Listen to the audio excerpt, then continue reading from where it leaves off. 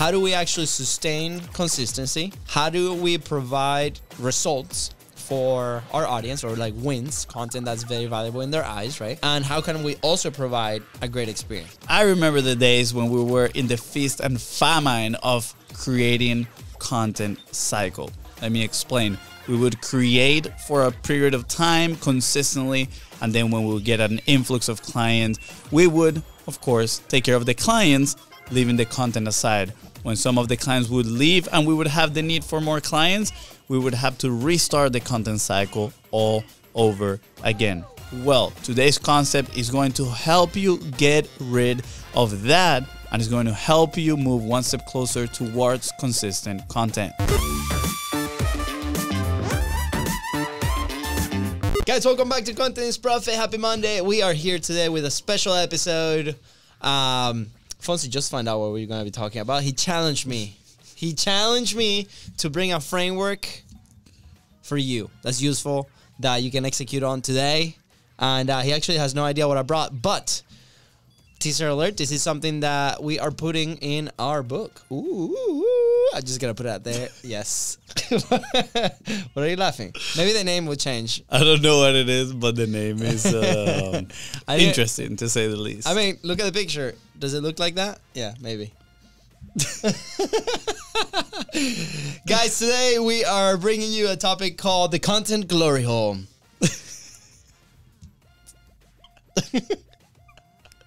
I don't know what Fonzie is thinking, but I'm gonna go ahead and explain this with a little story. So I'm gonna apologize in advance because of my energy levels today. I'm feeling a little under the weather. I just want to add that in case I don't add too much to the conversation. I'm sure the glory hole will be amazing. Content glory hole, dude. Be specific. That's what I'm saying. TM. But anyways, all right, so I'll start with a little story, right? Like, obviously, you know, we've been publishing for quite a while now. We're so super excited. Why are you laughing? I'm sorry. Why are you laughing? This is funny. This is funny. Clearly, we take life very seriously. But honestly, what I'm about to share, this came out of a session. We've been doing these weekly sessions with the person that's helping us publish our book, and this came out of one of the conversations. And if you've been following the show for quite a while now, you know that in interviews, every time we do guesting or we do presentations, these concepts come alive, right? And we've shared publicly a few of those, kind of like the publishing pyramid, you know, the 6 levers, you know, pipeline platforms. There's many things that have come out of our own execution and just being in the industry for a long time and working with a ton of people. And this was one of those things. So Mario, in that session, he's been asking me, we were talking about how to create friction, like with not a lot of friction, where we can attract the attention of the audience, where we can attract the attention of our ideal client, where we can, you know, provide value. All these elements are super valuable, obviously, for every single content creator that every single person start asking. And I came to the realization of many things, right? There's many elements that play into this. What are you laughing? This is a serious conversation, Fonzie. I know. I'm just looking at the picture of your framework. It's great. Should we put it out there? Maybe. I don't know. But, you know, part of the question is, like, how do we... One of the baselines that we talk about every single day is how can we stay consistent for a long period of time, right? Long enough for our content to kind of float up and resonate with people, right? So we can make an impact, right? And obviously, every single show or every single publication that we study, that we've seen on trends, that we've seen on reports, that we've seen on all these conferences, the one thing that they have in common is that they've been consistent for a long period of time, very frequently, right? So we also seen in the market, and I'm sure, like, if you're listening or watching this, you might be experiencing something like that, where, you know, you start very excited about creating something, and then you go a week or 2 weeks or 2 months based on your resources, based on the team members that you might have, and then you stop, right? And it might be a mix of different things. Maybe the content is not resonating, which in my point of view, I think we can always make it resonate at some point, right? But maybe you don't have enough resources. Maybe you don't enjoy creating it if it's you the one creating it, right? Maybe you don't have the right team behind it. there's all these elements, right? So we came with like this is actually a Venn diagram, what Fonzie is laughing about, right? I don't know why you're laughing about it, because it's very professional. And there's 3 big circles, right, that converge into the content glory hole. By the way, guys, Fonzie just got engaged. Congrats, man. Congrats. Let's go. Thank you. And I think, you know, part of the weekend celebrations is, you know, what has you a little bit, you know, under the weather. You party way too much. No, not at all. It just hits me. Funny enough, looking back into our relationship, when we started dating, I got sick too. Oh boy, okay. And it was the last time I got sick. So I got engaged, got sick. Probably I'll get married, get sick.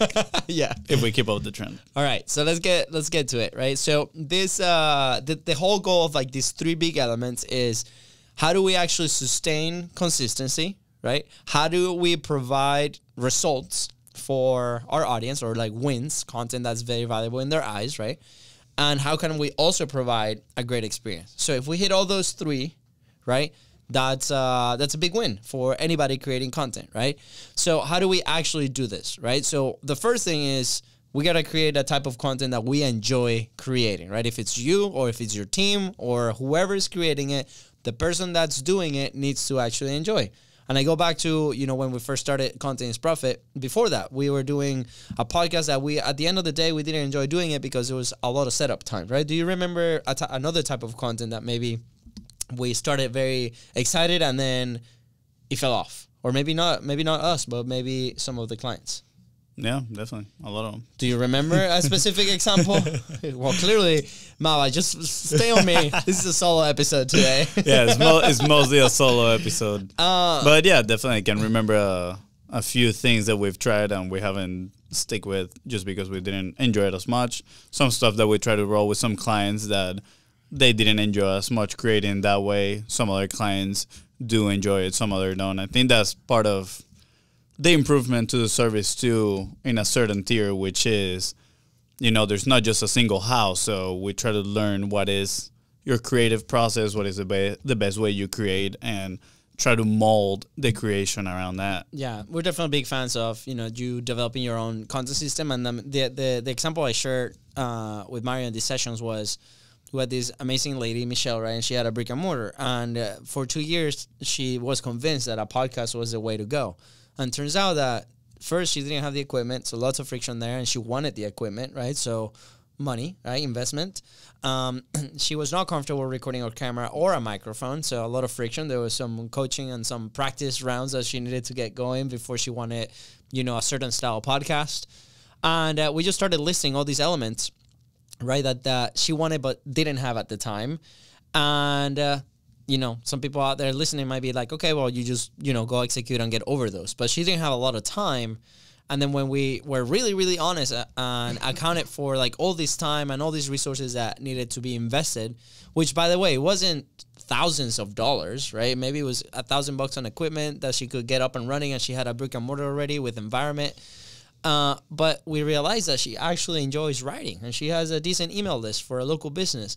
So what she did instead was started to write the content and send it to the newsletter. And that got a lot of traction. She got people in the shop. She was able to hire a part-time person. And then that part-time person decided to start doing some instructional videos that they will put on YouTube or TikTok or different things, and started grabbing traction. And that was so exciting to me, right? So again, number one is create a type of content that you enjoy. Like for us, Content is Profit. We freaking love it. It's our high energy, like highlight of the day, where we talk to people that we love. Except when we're sick. Except when, yeah. Laugh about, you know, bad jokes when we do solo episodes. And it just makes even bad jokes with guests. That too. Builds rapport, let me tell you. That too. But that's how we're able to keep it for now, what is it, 4 years? And I think, you know, staying consistent 4 years with something like that, it's really good. So what are you doing? You know, let us know. What is the type of content that you are creating, that you're enjoying, that you've been doing it for a long time, right? Now, the second element to this is, what are people looking for, right? So obviously, you know, we're creating, in our specific case, podcast, but what's the type of content that people are looking for? On our side, we've heard the feedback. People want a little bit more tactical type of deal. Maybe when we dive into conversations, how is that person turning their actual content into profit? What is the system? Like, how are they doing it? Are they running ads? Are they, connecting with people on the podcast and jumping on sales calls, for example, right? What is the actual thing? The last episode with Kevin, that was a really good example on how he was able to generate $2.5 million off of his podcast. And he shared like the 3 levers of promoting the podcast that they do to be able to do that. So how can we be more specific? The contrast to that was at the beginning of the show, we really focused on the story as an entrepreneur of that person, right? And it has shifted because of the feedback of what are people looking for, right? Yeah. What are your thoughts, Fonzie, on that space? Yeah, I mean, going back to Kevin's episode, I like his frame, which is it useful when he creates something, right? What is it? Look at it under the frame of, is it going to be useful for the person on the other side? So if you're sharing something that, they might not be able to put it into action, quite right there and then, probably might not be the best thing, Again, there's different types of content for different types of purposes. But I think personally, I like to think, again, personally, I'm a big fan of simplifying things. I'm like, all right, simplify. There's thousands of frameworks, thousands of ways you can do something. But if I want to boil it down to the simple thing is this going to be useful to the person that I'm talking to, that I want to help do X, Y, and Z, right? So on our end, is the glory hole useful, right, for the person that is trying to create consistently, that maybe has started creating and then stopped creating, or they're on that cycle, which is they create, they get a few clients, and then they work and they forget all about their content, right, for a little bit. And then maybe a few clients stop working with them, and then they have the need to kind of like restart all over again the content process, and it's a challenge, right? We've been there, done that. So that is mostly the people that we're working with. So we ask ourselves, is this useful? Is a glory hole useful? It is. Therefore, we are sharing it. Sounds good. I was asking more specifically on what are people looking for, kind of like how to gather information on what are people looking for. Totally misinterpret the question well.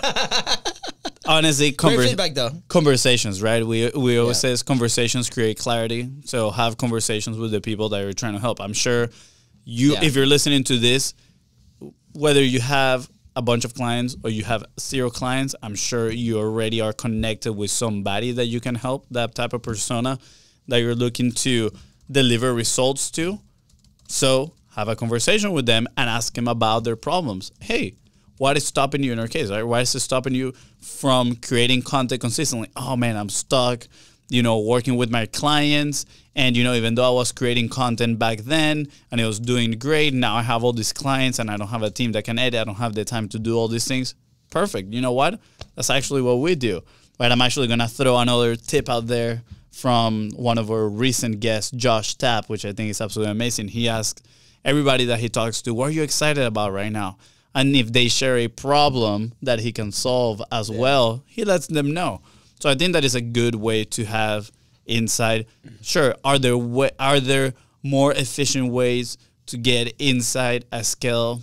Yeah, I'm sure there are some, but for me personally, I think conversations create clarity. So I'm gonna seek to have the most amount of conversations. I'm gonna seek to be a little bit of a detective, try to ask questions about the problems, a little bit about specifics, what's holding them back, what does the ideal solution for them looks like. And at the end of the day, that's probably going to help me even improve my service, craft my service if I have none. Yeah, absolutely. And I think that brings it full circle to the last, circle in the diagram, which is, the services and products that your company can provide to that audience, for example, right? So just quick recap at the top, you have, creating a type of content that you enjoy, whether that's a newsletter, a podcast, a YouTube channel, right? Mixed with a little bit of, what are people looking for, right? You obviously as an authority, your topics, but also what are the exact questions that we're looking for? For example, in our podcast studio, a lot of people ask us like, how do we launch a podcast? Like what logistically, how does that look like, right? And then how do I grow my podcast? Those are some of the most popular questions that we get.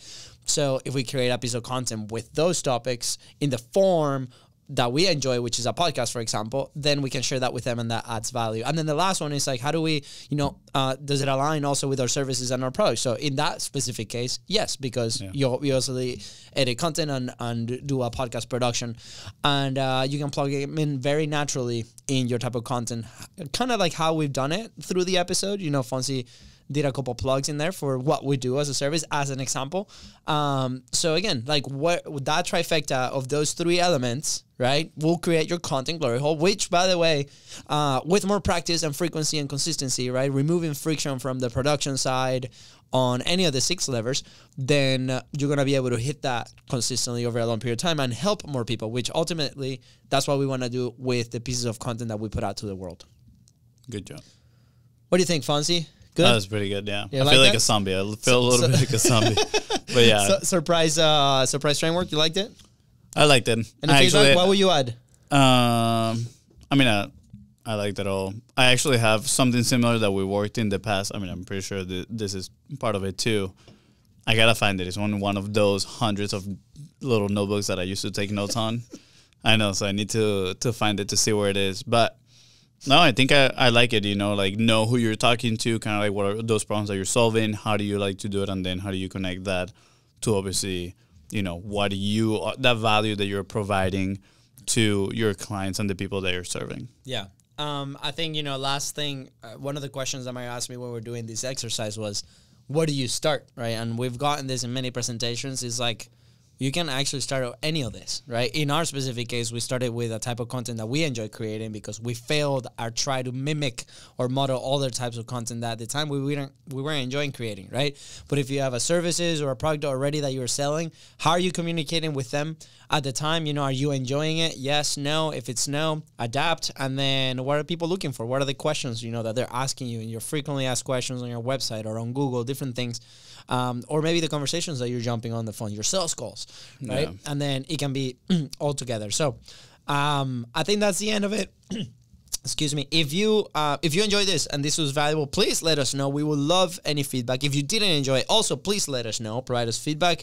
This is all stuff that we continue to test, and these are our own theories on how our clients and the people that we kind of support are able to move forward with content and publish consistently and get awesome results in their businesses. So I'm excited. Let us know what you think. Any last thoughts, Fonzie? Yeah, I think that's the beauty of also creating content, right? Which goes hand in hand with one of my new favorite phrases, which is, I don't know what I think until I write it. In this case, I don't know what I think until I say it. All these frameworks have been created through the act of us expressing our thoughts, right? You talking out loud, us going into other people's podcasts, having people on the podcast, sharing our thoughts. It really helps distill the ideas and come up with your own framework, your own IP, right? Intellectual property that other people are not going to be able to copy, that you're going to be able to claim as yours, and it's going to be a differentiator in the market whenever, obviously people are having conversations with other people, which has really helped us, right? When people come and talk to us and we share some of the frameworks that we've created, it really catches people's attentions because it is different, right? And again, sure, you can say the end product is just a piece of content, but, for us, we've developed this understanding by talking to people, having these conversations, creating a lot of clarity that has helped us put all these pieces of the puzzle together, creating these frameworks that facilitates, that end product at the end of the day. And all that while, having people that now are enjoying creating content, which is the goal of what we're doing. That's right. So put your thoughts out there, distill your ideas, create your own frameworks, and maybe you'll create your own glory hole.